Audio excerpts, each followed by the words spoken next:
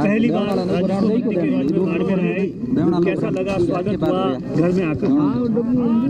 मैं बाड़मेर की जनता ने जिस तरीके से मेरा स्वागत किया उसके लिए मैं बाड़मेर की जनता को धन्यवाद देता हूँ। जो विश्वास स्वागत के माध्यम से बाड़मेर की जनता ने जाहिर किया, मैं उनको यही वादा करता हूँ कि आपके विश्वास पर खरे उतरने की मैं कोशिश करूँगा। राजस्थान सरकार के अंदर कैबिनेट मंत्री के तौर पर जो जिम्मेवारी मुझे कांग्रेस पार्टी के राष्ट्रीय अध्यक्ष राहुल गांधी जी, अशोक गहलोत जी मुख्यमंत्री जी और सचिन पायलट जी प्रदेश अध्यक्ष ने सौंपी है, वो जिम्मेवारी बाड़मेर के अधिकारों के लिए, हक के लिए कैसे उस जिम्मेवारी का उपयोग करूं, वही मेरा अगले 5 साल के अंदर प्रयास है। सर, बाड़मेर के लिए क्या सपना है आपका? आपने बताया जैसे कि लोकसभा के दौरान आपने पानी और इन सब चीजों को लेकर काम किया था, रिफाइनरी को लेकर विशेष तौर से। बाड़मेर के अंदर जो योजनाएं शुरू हुई वे वो तमाम योजना, चाहे पेयजल के संदर्भ में है, बिजली में है, रिफाइनरी हुई, सड़कें हुई, मेडिकल कॉलेज हुई, वो तमाम योजनाएं पिछले 5 साल के अंदर लगभग ठप हुई भी, वो योजनाएं वापस चालू हुई। बाड़मेर के नौजवानों को योग्य कैसे बनाई, उसके लिए भाषणों के अंदर तो नरेंद्र मोदी जी ने रोजगार दे दिए, शिलान्यास के वक्त उन्होंने संस्थाएं खोल ली, संस्थाओं के अंदर गुजरात के अंदर उन्होंने बाड़मेर के नौजवानों को आमंत्रण भी कर लिया और वहाँ उन्होंने एडमिशन भी करवा दिए। तो बातें तो उन लोगों ने पूरी कर ली धरातल के ऊपर। बाड़मेर के नौजवानों को लिए ज़्यादा से ज़्यादा संस्था कैसे खुले, उनके माध्यम से, संस्थाओं के माध्यम से वो योग्य बने और योग्य बनकर उनको रोजगार मिले, ये प्रयास रहेंगे। सर, अकाल रात कार्य शुरू हुई। गाय के नाम पर राजनीति करना का अधिकार भारतीय जनता पार्टी को है और गाय की सेवा करने का कर्तव्य कांग्रेस पार्टी के और इस सरकार का है। इस अकाल के अंदर प्राथमिकता से पेयजल के लिए और गायों के लिए पशु शिविर और पशु डिपो जल्दी से जल्दी कैसे खुले, ये प्रयास किए जाएंगे। सर, इससे पहले सरकार आने से पहले जब विपक्ष की भूमिका में थे आप, जब भी मंच मिला तब भी एक बात कही और जब भी मीडिया के सामने आए एक बात कही कि अंबानी फैमिली को फ़ायदा पहुंचाने के लिए रिफाइनरी का जब गड़बड़ झाला किया जा रहा है, तो क्या अब सरकार में है आप, इस मामले की जाँच करवाई जाएगी कि राज्य सरकार की भूमिका कितनी इसमें रही? मैंने अभी पहले ही बोला भाषण के अंदर, कांग्रेस की विचारधारा, कांग्रेस का कार्यक्रम द्वेषपूर्ण भावना से, कांग्रेस का हर समय ये लक्ष्य रहा है कि समाज के अंदर कैसे आपस के अंदर भाईचारा रहे और ये देश आगे कैसे बढ़े।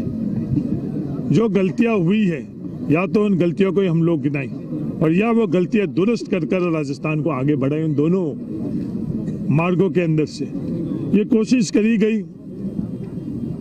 मुख्यमंत्री अशोक गहलोत जी द्वारा की जो राजीव गांधी सेवा केंद्र है, उस राजीव गांधी सेवा केंद्र के अंदर अटल राजीव गांधी सेवा केंद्र नाम रखा जाए, पर वो कोशिश भी कई जो हमारे फेडरल व्यवस्था है उसके अंदर वो पूरी नहीं हो सकती।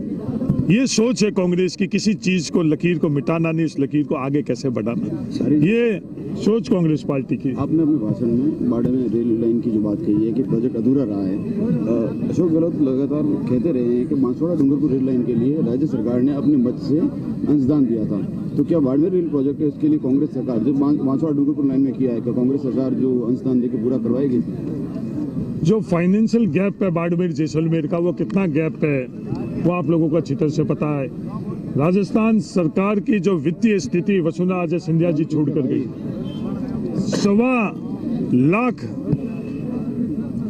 करोड़ रुपए आजादी के बाद तक आज के वित्तीय उसमें थे, और जैसे ही वसुंधरा राजे सिंधिया जी की पिछली 5 साल सरकार आई, लगभग 3 लाख करोड़ रुपए, कहाँ 1.25 लाख लगभग और लगभग कहाँ 3 लाख करोड़, जो ये वित्तीय स्थिति खराब कर गई है।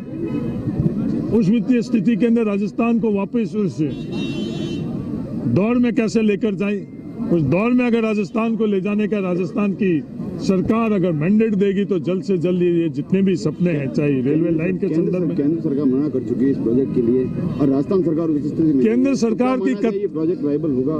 केंद्र सरकार की कथनी और करनी में बहुत बड़ा अंतर है। आदरणीय प्रधानमंत्री नरेंद्र मोदी जी बाड़मेर के जमीन के ऊपर आकर पचपदरा के अंदर एक बार तो ये दावा करते हैं कि ये घोषणा ही सिर्फ घोषणा नहीं है, धरातल के ऊपर उस घोषणा के अंदर कार्य करने के लिए हमको लोगों ने चुना है। ये बात तो उन पब्लिक के अंदर करी और जब फैसले लेते वक्त उन्होंने उसी बात को दूसरी तौर के ऊपर किया कि ये फाइनेंशियल वायबल नहीं है, तो कथनी और करनी के अंदर भारतीय जनता पार्टी और केंद्र के अंदर बैठे हुए वो लोग, उनके अंदर बहुत अंतर है। वो बाड़मेर देख चुका है।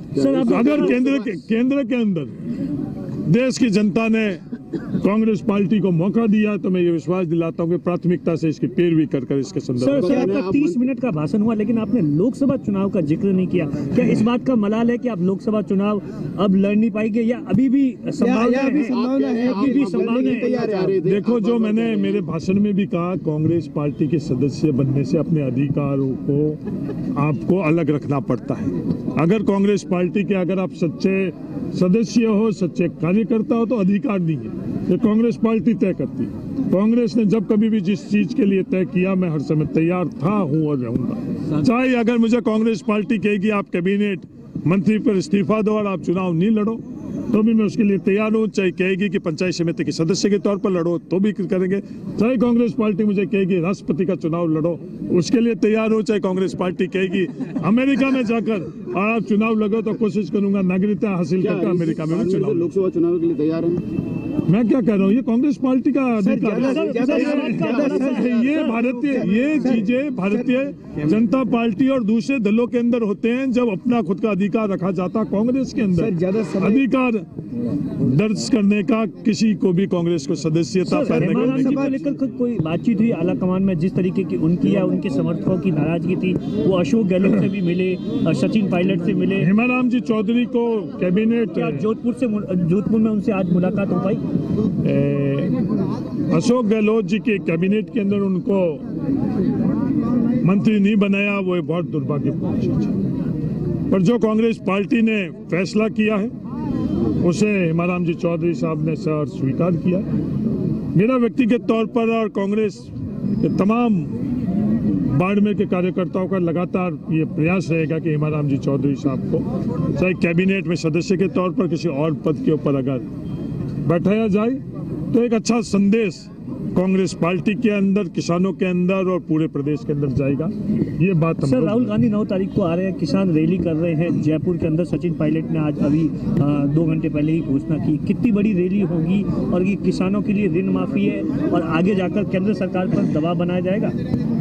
ये रैली कितनी बड़ी होगी, ये सवाल कांग्रेस के सामने कभी भी नहीं रहा।